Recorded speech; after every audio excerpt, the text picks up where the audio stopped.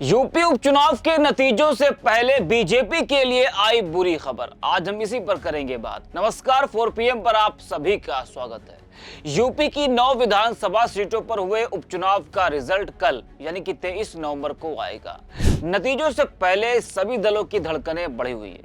हालांकि मुख्य मुकाबला तो बीजेपी और सपा में ही है, लेकिन नतीजों से पहले जो एक रिपोर्ट सामने आई है, उस रिपोर्ट ने बीजेपी को हिला कर रख दिया है और लखनऊ से लेकर दिल्ली तक भाजपाइयों में टेंशन बढ़ने लगी है। जी हां, भाजपा में भीतरघात का मामला लोकसभा चुनाव में भी देखने को मिला, जिससे यूपी में बीजेपी को हार का सामना करना पड़ा। वहीं अब उपचुनाव में भी बीजेपी में भीतरघात की बात सामने आई है। जी हां, अमर उजाला की खबर के मुताबिक लोकसभा चुनाव में हुए भीतरघात से मात खाई भाजपा को 9 विधानसभा सीटों पर हुए उपचुनाव में भी ऐसी ही स्थिति का सामना करना पड़ा है। मतदान के बाद भीतरघात को लेकर मिले इनपुट ने भाजपा के शीर्ष नेताओं की चिंता बढ़ा दी है।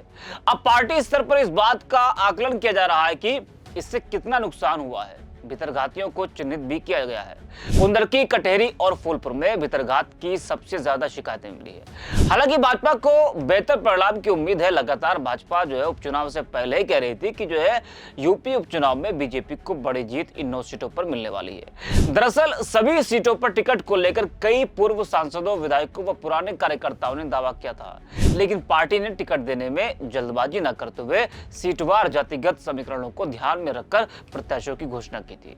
लिहाजा कई सीटों पर टिकट से वंचित लोगों की ओर से भीतरघात किए जाने की बात सामने आई है। मंझवा, कटेहरी, कुंदरकी और सिसमो सीट पर तो प्रत्याशी घोषित होने के बाद से ही इसकी शिकायतें मिल रही थी। इसे थामने के लिए पार्टी के नेताओं ने भरसक प्रयास भी किए, फिर भी कई सीटों पर अपनों की ही मुखालफत सामने आई।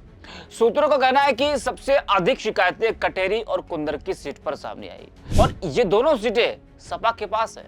मंझवा में पार्टी के अलावा भाजपा के सहयोगी दल के कार्यकर्ताओं की ओर से भी खेल बिगाड़ने की कोशिश के इनपुट मिले हैं। हालांकि सहयोगी दलों को बड़े नेता लगातार इन सीटों पर प्रचार कर एनडीए प्रत्याशियों को जिताने की अपील करते रहे। इसके बावजूद स्थानीय स्तर पर कार्यकर्ताओं ने भीतरघात किया। मनमाने तरीके से प्रत्याशियों के चयन पर लोकसभा चुनाव में भी भाजपा में भीतरघात से भाजपा को भारी कीमत चुकानी पड़ी थी। सभी 80 सीटों का जीत का दावा करने वाली भाजपा मात्र 36 सीटें ही जीत पाई थी। चुनाव परिणाम को लेकर भाजपा के शीर्ष नेतृत्व में आपसी कलह भी सामने आई थी, जो खुलकर मंच पर भी देखने को मिली। सरकार और संगठन के बीच हार को लेकर रार भी हुई। ऐसी ही स्थिति अब उपचुनाव में भी देखने को मिली है। इसलिए माना जा रहा है कि अपेक्षा के मुताबिक परिणाम नहीं आया तो फिर भाजपा के भीतर आरोप प्रत्यारोप देखने को मिल सकते हैं, जैसे कि लोकसभा चुनाव के नतीजों के बाद देखने को मिले।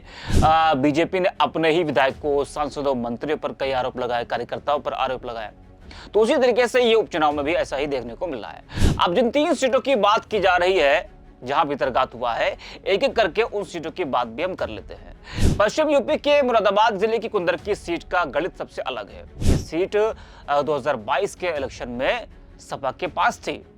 इस सीट पर मुस्लिम आबादी अधिक है और इसी वजह से इस सीट पर अल्पसंख्यक ही बहुसंख्यक है। तुर्क मुसलमानों के वर्चस्व वाली इस सीट पर बीजेपी ने मुस्लिम राजपूतों को साधने का बड़ा दांव खेला और इस सीट से रामवीर सिंह ठाकुर को चुनावी मैदान में उतारा।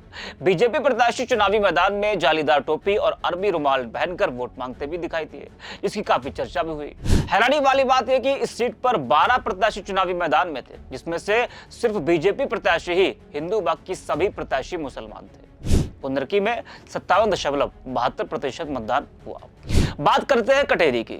यूपी विधानसभा चुनाव 2022 में अंबेडकर नगर की कटेहरी विधानसभा सीट से समाजवादी पार्टी के लालजी वर्मा ने 93,000 वोटों से जीत दर्ज की थी। इसके बाद सपा ने लालजी वर्मा को लोकसभा चुनाव 2024 में अंबेडकर नगर से चुनाव लड़ाया। लालजी वर्मा के सांसद चुने जाने के बाद कटेहरी सीट खाली थी और इस कारण से कटेहरी सीट पर उपचुनाव हुए। सपा ने कटेहरी से लालजी वर्मा की पत्नी शोभावती वर्मा को चुनावी मैदान में प्रत्याशी के रूप में उतारा। शोभावती वर्मा का मुकाबला बीजेपी के धर्मराज निषाद से था। अब बात करते हैं मंझवा की। मंझवा विधानसभा क्षेत्र के उपचुनाव में भाजपा और सपा प्रत्याशी के बीच सीधी टक्कर देखने को मिली। बसपा प्रत्याशी सवर्णों का जितना वोट काटेंगे उतना नुकसान भाजपा को हो सकता है। फिलहाल जीत हार का अंतर बेहद कम रहने का अनुमान है।